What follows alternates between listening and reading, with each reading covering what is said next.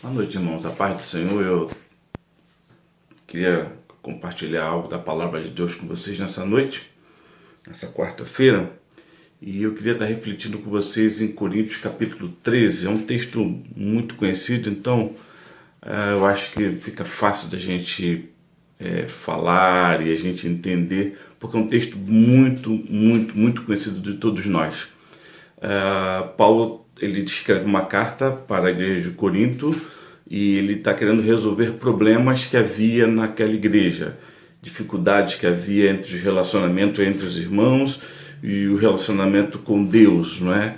Era uma igreja que vivia numa cidade que era uma cidade muito rica, mas ao mesmo tempo uma cidade muito promíscua, uma cidade com muita devassidão, uma cidade onde as pessoas elas viviam muito de aparência e era uma cidade orgulhosa também. Uma cidade portuária, não é? E toda a zona de comércio daquela região passava por Corinto. Então era uma cidade onde estava sempre muitas pessoas, um comércio pujante, e tudo isso acabava influenciando a forma de ser e de pensar das pessoas. Isso acabava influenciando os valores das pessoas.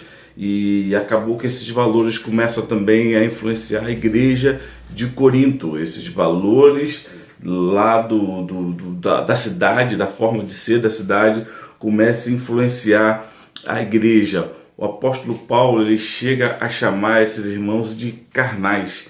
E isso é no capítulo 3, ele vai chamá-los de carnais. Ele vai dizer, eu não pude conversar com vocês, falar com vocês como espirituais, mas como carnais, vocês não conseguem entender.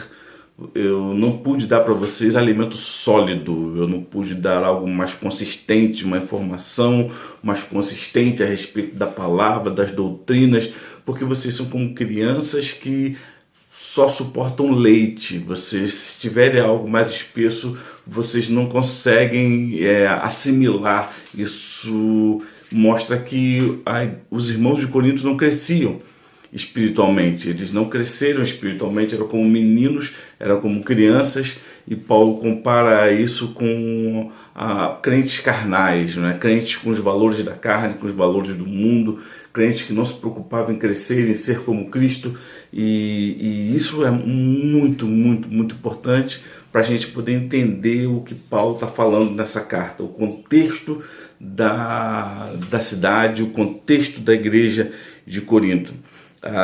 E um dos problemas interessantes em relação a essa questão da carnalidade e a questão da não espiritualidade, né, da falta de espiritualidade deles, é que esses valores do mundo acabam gerando uma percepção de virtude que não é percepção de virtude de Cristo.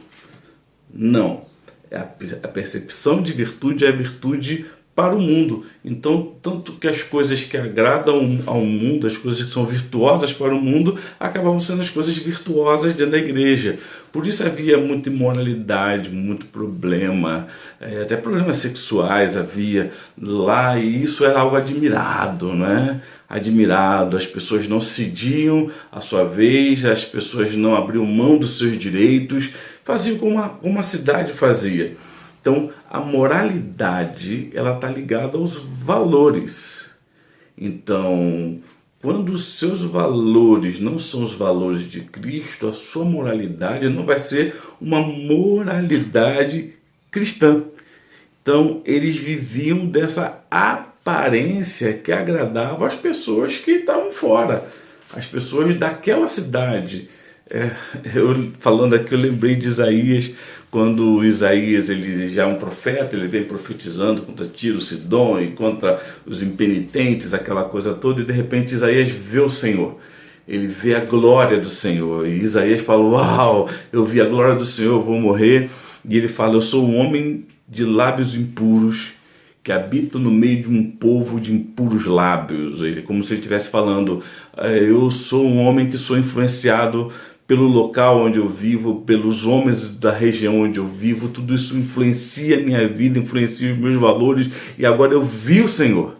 Eu vi o Senhor, aquele que é perfeito, aquele que é santo, como ele mesmo diz que ele ouviu os querubins dizendo, os serafins dizendo, santíssimo, não é? Kadosh, Kadosh, Kadosh, santíssimo, santíssimo é o Senhor, exaltado é o Senhor. E ele vê isso e ele se espanta, porque ele via que ele estava sendo influenciado pela cidade que ele vivia. Assim era o povo de Corinto. E Paulo começa a falar isso para eles e dizer para eles que isso não estava certo. Eles precisavam ser parecidos com Cristo. E ele vem falando de Cristo o tempo todo na epístola. Você começa a ler capítulo 1, 2, 3, 4. Paulo está falando de Cristo, Cristo, Cristo, Cristo, Cristo. A singularidade de Cristo. Tudo vai encaminhar para Cristo. Todo o conhecimento da palavra vai encaminhar para Cristo. O poder de Deus que ele veio anunciando é a pessoa de Cristo. E muitas pessoas pensam que o poder de Deus lá, que Paulo não foi com eles com palavra, não foi ter com eles com palavra de sabedoria humana, persuasiva de sabedoria humana, pensam que Paulo foi lá com poder que cura. Não, o poder de Deus é a pessoa de Cristo. Ele anuncia Cristo aos coríntios. Isso é pra gente fantástico, porque ele está falando de uma igreja que parecia uma igreja firme. Nos nossos dias seria uma igreja firme, uma igreja que tinha os dons, né? Poderia ser considerada uma igreja pentecostal, né? Uma igreja que tinha todos os dons carismáticos, todos os dons do Espírito Santo. E eu escrevi aqui em cima dessa percepção, eu escrevi a ação do Espírito para edificar a igreja não é o distintivo para avaliar a espiritualidade de uma comunidade cristã. Ou seja, é possível que a igreja tenha todos os dons carismáticos, mas seja como a igreja de Corinto. Então quem olha para ela e fala, uau, ela profetiza, uau, ela expulsa demônio, ela cura, ela é uma igreja espiritual. E a gente sabe que isso não é o padrão. No evangelho, a gente vai lendo os evangelhos, a gente vai vendo que isso não é o padrão. Mateus mesmo vai dizer que isso não é o padrão.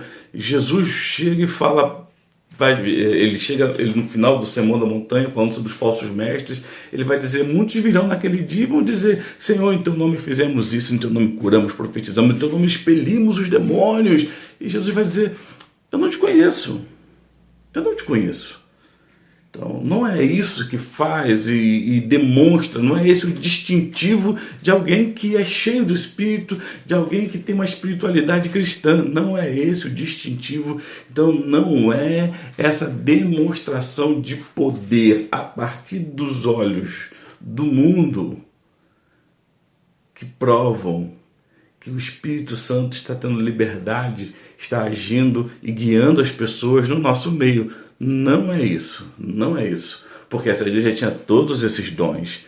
E Paulo vai dizer isso quando ele começa no capítulo 14 a falar sobre os dons, e é interessante, no capítulo 12, perdão, ele está falando sobre os dons, e ele para e ele vai falar no capítulo 13 sobre uma outra temática, um caminho sobre modo excelente, um caminho mais excelente do que esse, dos dons carismáticos.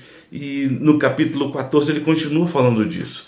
Então a gente vai ler o capítulo 13 para entender qual era a dinâmica que acontecia na igreja de Corinto, para a gente entender melhor aquilo ali. Ele vai falar no capítulo 13, vamos começar no versículo 1. Ainda que eu falasse a língua dos homens e dos anjos, e não tivesse amor, seria como metal que soa, ou como sino que tine.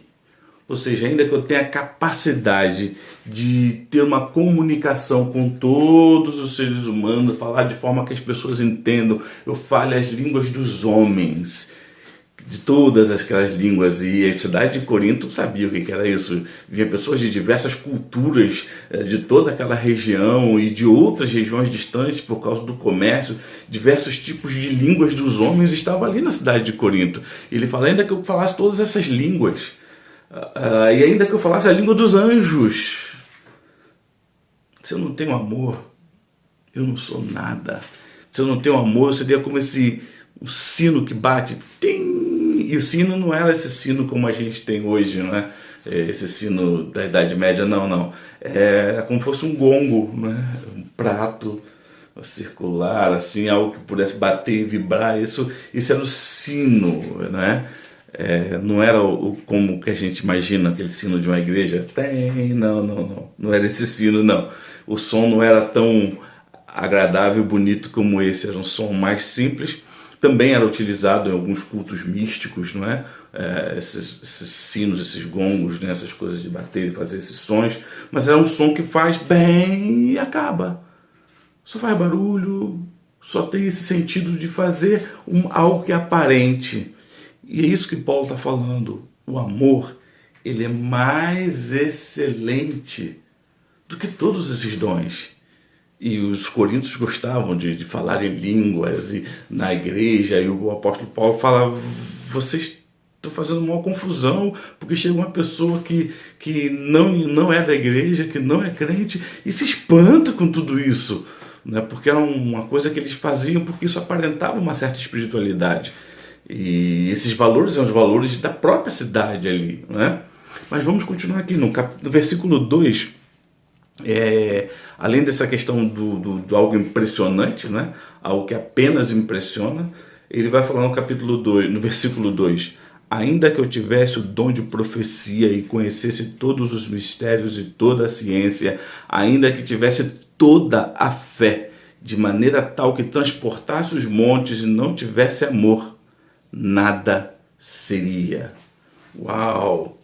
Se eu conseguisse falar profecia, se eu conhecesse todos os mistérios, não tivesse nada oculto, as pessoas chegassem para falar comigo, eu já falava com ela sabendo: o seu nome é tal, teu CPF é tal, carteira de identidade é tal, o teu problema é tal, dia tal, aconteceu isso, você estava em tal lugar e pá, o que aconteceu foi isso que fizeram lá, um trabalho em tal lugar, blá blá blá blá. Ainda que eu soubesse todos os mistérios, conhecesse toda a ciência, ainda que eu tivesse toda a fé, aquela fé que pega assim: eu sou uma pessoa que tem fé, eu falo para um monte sai daqui, e transporto um monte para o outro lado e pá, e lance um monte lá. Ainda que eu tenha essa fé poderosa, ainda que essas coisas aconteçam, esses dons carismáticos aconteçam na minha vida, se eu não tenho amor, aqui diz, se eu não tivesse amor, nada seria. Então, a gente vê que os valores de Deus são outros. Os valores do reino de Deus, os valores da comunidade cristã devem ser outro. Isso é importante? Sim, isso é importante, mas essa não é a virtude que nós devemos preservar e a virtude que nós devemos desenvolver no nosso meio. Ela vai muito além do que apenas os dons carismáticos. Olha só o que vai dizer.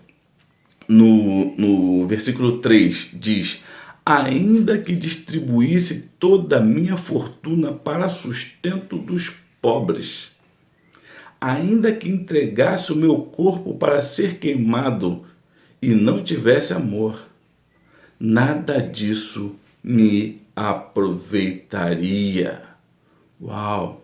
Ainda que eu fosse o maior altruísta, o maior abnegado, aquela pessoa que desse comida para todas as pessoas da cidade, aquela pessoa que desse emprego para todo mundo, aquela pessoa que desse dinheiro para as pessoas, que na porta da minha casa se fizesse filas de pessoas necessitadas, que eu ajudo, e eu dou roupa, eu dou comida, eu me entrego por essas pessoas, eu morro por elas, eu faço. Se eu não tenho amor, nada disso me aproveita.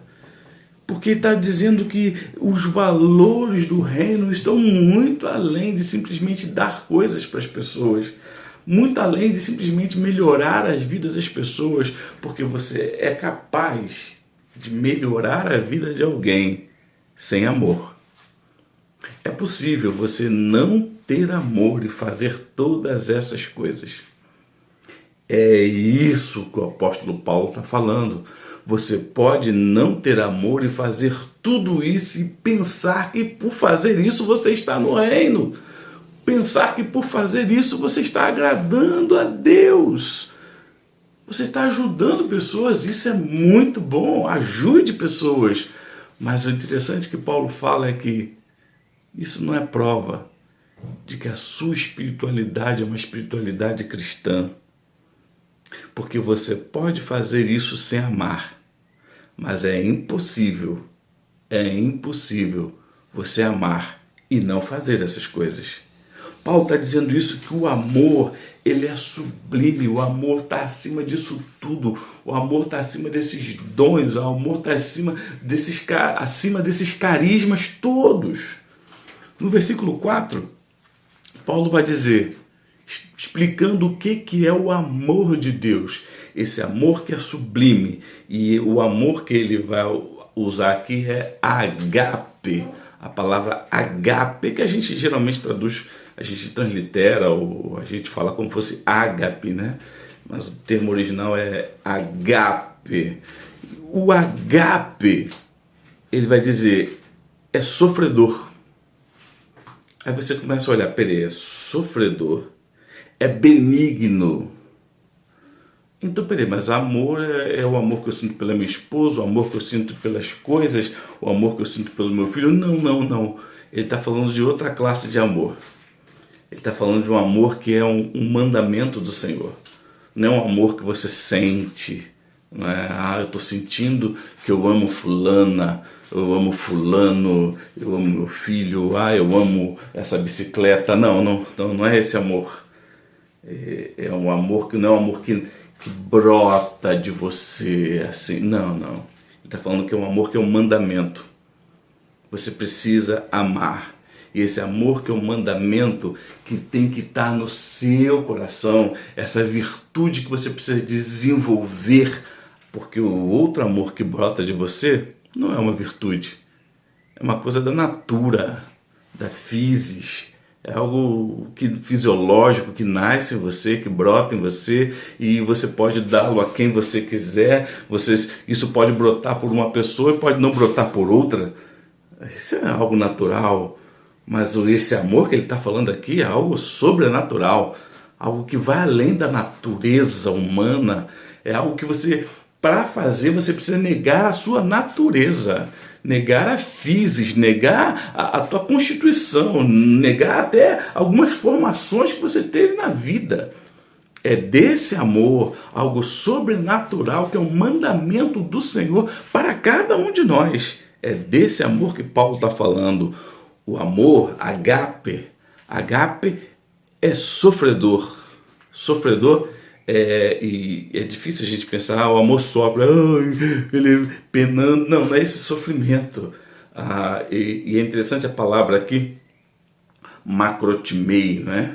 Macrotimei é paciente, é longânimo. O amor é longânimo, ele sofre, ele dá chance, ele tem paciência, ele espera.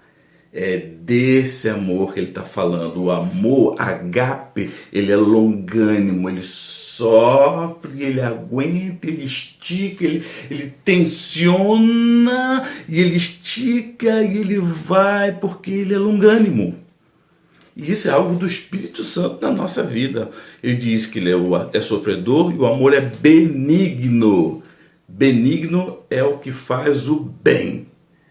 E, para simplificar, benigno é o contrário de maligno. Então, o amor é benigno, ele não é maligno. O amor, ele vai fazer o bem. Ele vai fazer o bem para o próximo, ele vai fazer o bem para quem está ao seu lado. O amor, aonde ele chega, ele faz o bem. E fazer o bem, às vezes, não é agradar a alguém. Nem sempre você vai agradar a todo mundo. O amor, ele não está aí apenas para agradar, para ser bonzinho. Não, o amor não é bonzinho, o amor é benigno. Por amor, às vezes, a gente fala até não. Não vá, não faça, não quero. Isso não é o melhor para você.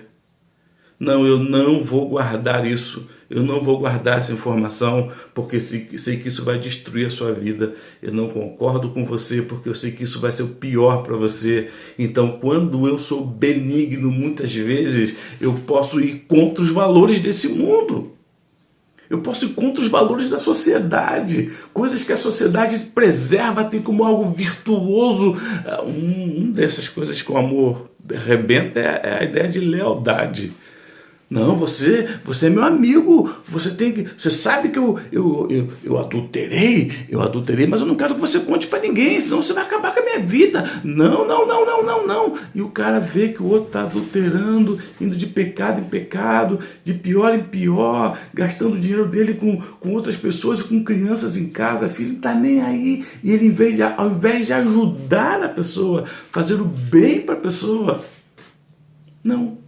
Ele acoberta, ele esconde, ele não procura meios de ajudar. Peraí, isso não é ser benigno, isso é ser maligno. Então isso é agir com os valores da sociedade, como o pessoal de Corinto fazia. Tinha lá um rapaz que ele tinha relações com a sua própria madrasta e a igreja sabia disso e acobertava, achava isso legal. Ah, o cara é o garanhão, o cara... Isso é totalmente contrário aos valores cristãos. O amor é benigno. Continua lá. O amor não é invejoso. Ele não é invejoso e dá uma ideia de ciúme também, né? Não, não, não, não. Ele não quer só para si, ele quer também para o outro, porque o amor vê o outro, vê a alegria do outro e ele se alegra na alegria do outro. E isso é legal. Você é capaz de alegrar-se na alegria do outro e para fazer isso muitas vezes você precisa negar a si mesmo. Porque o outro conseguiu aquilo que você estava almejando às vezes. Mas isso me alegra. Senhor, que bom que ele conseguiu. Que bom. Isso é legal. O amor ele não é invejoso. O amor não trata com leviandade. Ah, e aqui a gente precisa ver a palavra lá no original que está dizendo, né? Physiotai, né? Physiotai quer dizer insolência. Insolência, physiotai. Então, o amor, ele não trata as pessoas com insolência. Ele não trata a pessoa de qualquer jeito. Ah, esse aqui é só mais um. Pouco me importa, não acrescenta nada na minha vida. Essa pessoa não acrescenta nada para mim. Não, não, não, o amor não é assim. O amor, ele continua, o amor não se ensoberbece. Outra palavra que também é legal a gente ver no original, né? Perpereietai.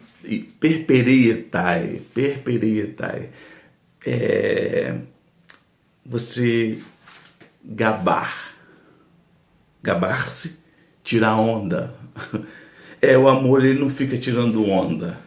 Ele não fica gerando a sensação que o outro é menor e que você é maior e você se deu bem e você é o cara. Não, não, o amor não é assim. O amor não se mostra como o cara, eu sou o cara. Ele não se gaba, ele não fica tirando selfie para postar no Facebook, para o outro ficar uau, provocando a inveja no outro. Não, o amor não fica assim provocando a inveja no outro. Não, não, não, não, não. O amor não se mostra como maior, como potente. Não. Ele não se ensoberbece. Versículo 5. Não se porta com indecência. Ou,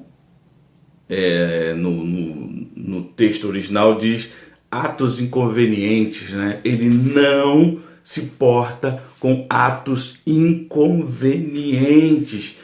Ele sabe chegar, ele sabe sair, ele sabe se portar. O amor não faz as coisas que não convém. Tem coisa que não convém aos santos, não convém aos servos do Senhor, não convém, tem a aparência do mal, tudo me é lícito, tudo me é permitido, mas nem tudo me convém. É isso que ele está querendo dizer aqui. Ele não se porta com atos inconvenientes, com indecência, não busca os seus interesses. Não busca os seus interesses, ele não pensa apenas em si, não se irrita. E aqui, de novo, tem que ir lá no original para você ver o que significa essa palavra, não se irrita. Paroxinetai, né? Não é melindroso. Irritadiço, o cara que é pavio curto. Isso, não se irrita, o amor não é pavio curto. Comigo é assim, bateu, levou. Comigo é assim, eu não deixo para sobremesa não, é agora mesmo, eu faço é agora. Não é para amanhã, comigo é assim, eu aprendi desse jeito, eu sou sincero, eu falo na cara. Não, isso não é sinceridade, isso é apenas falta de agape no coração. Isso é falta de amor. Alguém que age assim, que eu não levo desaforo para casa, eu sou verdadeiro, sou sincero, eu falo na cara. Não, você está sendo inconveniente, está sendo irritadiço. Você não está agindo com amor. Esse não é um valor do reino de Deus. Ele vai dizer mais. O amor, ele não se irrita, né? Ele não suspeita mal. E a palavra suspeita mal aqui ficou meio complexo. No original, lá no grego, vai dar a ideia de que ele não se ressente do mal. Não se ressente, ele não fica machucadinho. Me machucou, fulano me machucou, fulano falou mal de mim, eu olho para fulano falou mal de mim, aí fico contando para todo mundo que fulano falou mal de mim, fulano falou mal de mim. Não, o amor não é assim, o amor não se ressente do mal que foi feito para ele. E ele não fica suspeitando mal, porque me fizeram mal, vai me fazer de novo. E meu amigo, se a farinha é pouco, o meu pirão primeiro. Se alguém que vai chorar, que chore a mãe dele. Opa. Tem gente que é assim. Tem gente que se ressente do mal sofrido. Mas o amor, agape, ele é firme. Agape é algo firme, sólido e constante. Ele não é algo que você pega e quebra. Não. Ele não é quebradiço.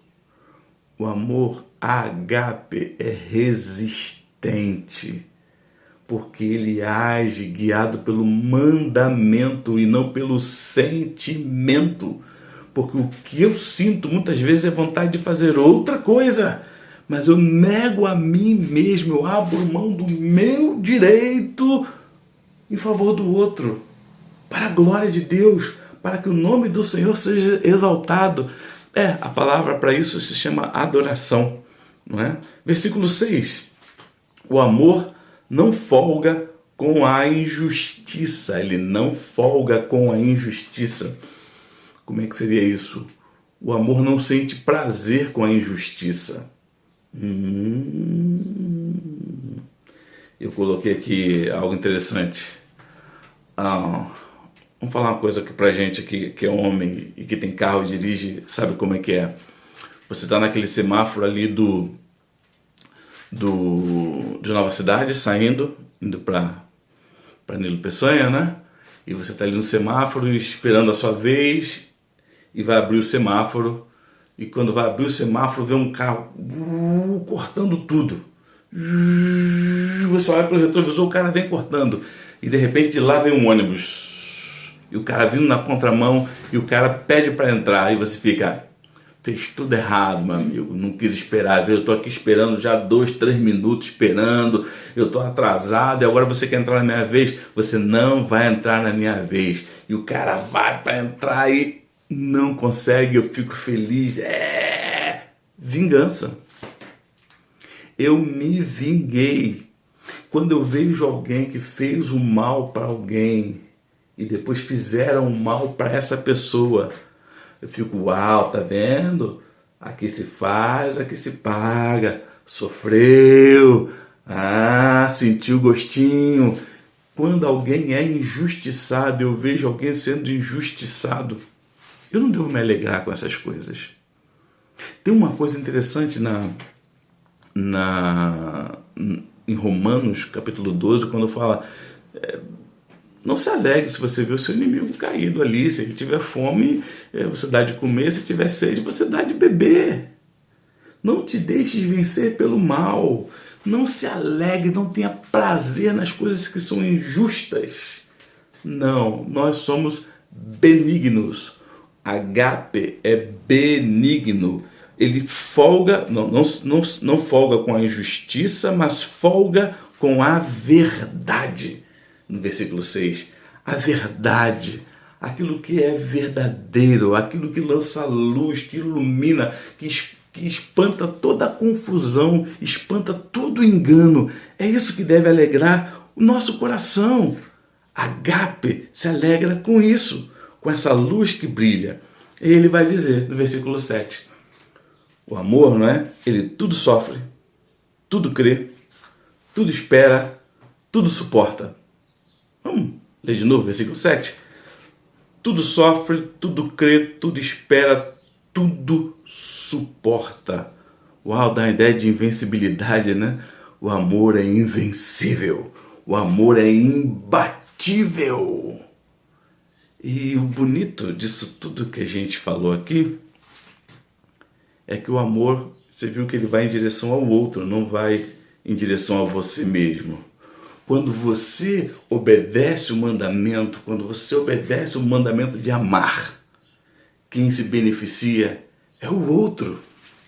Quando você obedece o mandamento de amar, de agape, quem é beneficiado é o outro, é o próximo, é a sociedade. E você pensa, mas e eu? Que benefício eu ganho? Não, você já ganhou.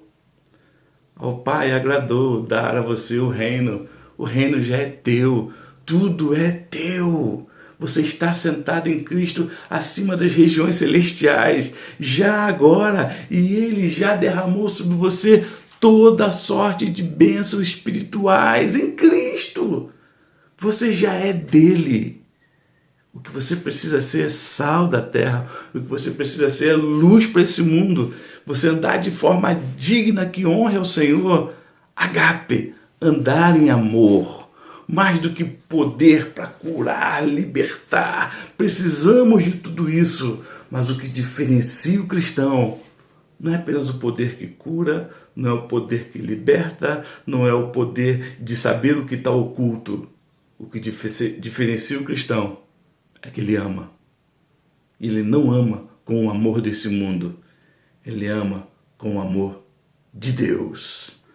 Continua aqui, versículo 8. Ele diz: o amor nunca falha. E o amor nunca falha, o amor, na verdade, jamais acaba. O amor não tem fim. Ele não vai, falhou. Não, o amor ele vai, ele segue, ele é constante. Agape é constante, ele não tem fim.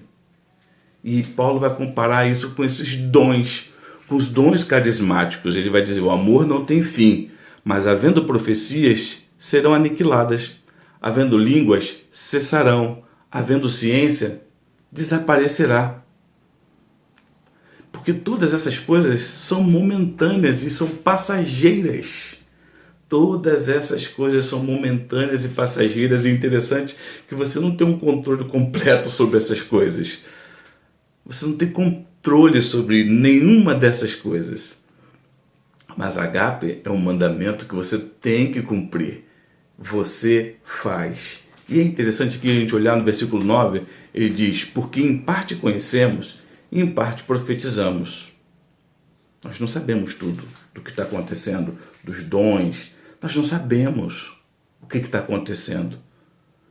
Mas quando vier o que é perfeito, então o que é em parte será aniquilado.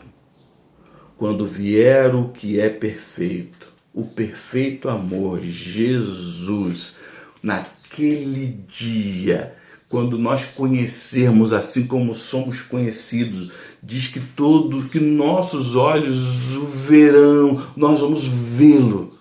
Nós vamos ver o Senhor tal como Ele é. E nesse momento, aquilo que é em parte, todas esses dons não serão mais necessários. Os dons carismáticos para a edificação da igreja não serão mais necessários.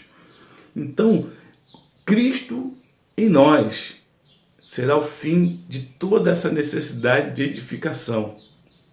Então, nós o conheceremos plenamente, como dele somos conhecidos. Aquilo que é em parte será aniquilado. Versículo 11 diz: quando eu era menino, falava como menino, sentia como menino, discorria como menino, mas logo que cheguei a ser homem, acabei com as coisas de menino. E a gente lembra do que ele falou no capítulo 3 de 1 Coríntios. Eu não pude falar a vocês como espirituais, mas eu só pude falar a vocês como carnais. Vocês não suportavam, vocês eram como meninos que só podiam tomar leite. Vocês não cresciam, vocês não chegavam, não caminhavam em direção à plenitude de Cristo. Não, vocês não andavam em amor. Porque quem anda em amor, o amor ele é o vínculo da perfeição. A palavra diz isso. E quem anda em amor, ele é aperfeiçoado pelo amor. E o aperfeiçoar é o quê? Você vai se tornando cada vez mais parecido com aquele que é perfeito, com o padrão da perfeição espiritual. E quem é o perfeito? Cristo. Quem anda em amor vai se tornando cada vez mais parecido com Cristo. Quem anda em agape, obedece o mandamento, vai sendo lapidado a cada dia. E ser lapidado às vezes não traz prazer, não traz uma alegria momentânea. Não, você vai sendo lapidado, mas você não está olhando para agora. Você está olhando para o futuro, olhando para a pátria vindoura, olhando para o que o Senhor tem preparado para nós. Dizer: Senhor, faça em mim conforme a tua vontade. Vai lapidando, sendo lapidado em amor e para o amor, para viver em amor. Então, quando eu era menino, eu falava como menino. Mas logo que cheguei a ser homem, logo que eu cresci, eu acabei com as coisas de menino. Eu quero algo mais sublime, eu quero algo maior, que é viver o amor de Deus. Versículo 12. Porque agora vemos por espelho, em enigma, mas então veremos face a face. Agora conheço em parte, mas então conhecerei como também sou conhecido. Texto difícil. Para os irmãos de Corinto, eles entenderam bem na sua época, no seu tempo, eles entenderam bem quando ele falou: agora vemos por espelho em enigma. Porque naquela época nós não tínhamos esse espelho que nós temos hoje, desse cristal, esse vidro polido, né, com aquela coisa metálica atrás que você consegue ver perfeitinho. Não, antigamente era um metal, que eles poliam o metal, né, podia ser um prata, podia ser até bronze, algo que eles podiam polir, deixar bem brilhoso, e era isso que as pessoas viam. Então não era muito nítido, o espelho nessa época não era algo nítido. Eles viam algo, mas que não tinha exatidão nos contornos. Ele está mostrando isso. Tem coisas que você ainda não entende. Tem coisas na vida espiritual que você não entende, coisas que você não percebe. A gente vê como espelho, mas nós o veremos face a face. Nós entenderemos todas as coisas. E eu escrevi aqui: ninguém é perfeito. Não há quem entenda tudo. Não há ninguém que possa dizer: eu sou o cara. Eu sou o top dos tops, eu sou a referência, e se você quiser saber de alguma coisa, venha para mim, porque eu te ensino. A palavra, antes de chegar em você, a primeira palavra vem de Deus para mim, e depois eu degluti-la, não mastigar, você abre o biquinho, eu vou colocando lá dentro da sua boquinha a palavra de Deus. Não. O próprio apóstolo Paulo diz: eu não sou perfeito. Olha que ele foi aos céus, viu coisas sublimes, coisas que não dava nem para falar para as pessoas. Ele diz: eu não sou perfeito, eu ainda não alcancei isso, mas uma coisa eu faço, esquecendo das coisas que para trás ficam, eu prossigo para o alvo, pelo prêmio da soberana vocação. Eu ainda não sou perfeito, eu ainda não cheguei, para mim as coisas ainda são turvas, mas eu vou sendo guiado e indo em direção para conquistar aquele que me conquistou. Vivendo em amor, sendo aperfeiçoado em amor, fazendo a vontade do Pai. E ele termina no versículo 13 do capítulo 13 dizendo: agora, pois, permanecem a fé, a esperança e o amor. Estes três. Mas o maior deles é o amor. Resta só a fé, a esperança e amor. Esses três. Mas o maior de todos eles é o amor. O amor de Deus, ágape, que não é o teu amor, não é o amor que nasce em você, esse amor natural, fisiológico, que você sente afeição pelo próximo. Não, é aquele amor que faz com que o Filho, sendo achado na forma de Deus, não tenha por usurpação ser igual a Deus, mas antes aniquilou-se a si mesmo, tomando a forma de servo e achado na figura de homem. Ele se humilhou e foi humilhado até a morte. E a sua morte não foi qualquer morte, foi morte de cruz, para que através dele eu e você pudéssemos ser aceitos diante do Pai. É esse amor, o amor dele. E para fechar, eu vou ler um versículo que está lá em João capítulo 13, a gente está lendo 1 Coríntios 13, eu vou ler João 13, e são dois versículos, o versículo 34 e o versículo 35. João 13, Evangelho de João 13, 34 e 35, diz assim: um novo mandamento vos dou. Ele não era apenas um rabi qualquer, ele não era apenas um profeta, ele não era apenas um rei, ele não era apenas um mestre, ele era Deus que podia dar mandamentos. Um novo mandamento vos dou, diferente do mandamento antigo. Ele diz: um novo mandamento vos dou, que vos ameis uns aos outros. Mas isso não é um mandamento novo. Porque ele já em Deuteronômio já falava isso, e que você tem que amar a Deus sobre todas as coisas. Ele já dizia também: você tem que amar ao próximo como a si mesmo. Isso gera um mandamento. Ame ao próximo como a você mesmo. Mas aqui é um novo mandamento. Lê comigo lá. O novo mandamento vos dou, que vos ameis uns aos outros como eu vos amei. Creque. Quebrou. Não é amar o próximo como você se ama. Esse novo mandamento de Jesus é: ame o próximo igual eu te amei. Do jeito que eu te amei ao ponto de abrir mão, ao ponto de perder. Eu te amei. E é desse mesmo jeito que eu te amei, você tem que amar o próximo. Uau, mas aí complicou. É o novo mandamento. A referência é Cristo. Você não ama o próximo como você ama você. Não, isso é a antiga aliança. Na nova aliança, a referência é Cristo. Tudo é Ele, tudo é por Ele, tudo é para Ele. Todas as coisas. Ele é a referência de tudo. Como é que alguém deve amar? Simples, como Cristo amou.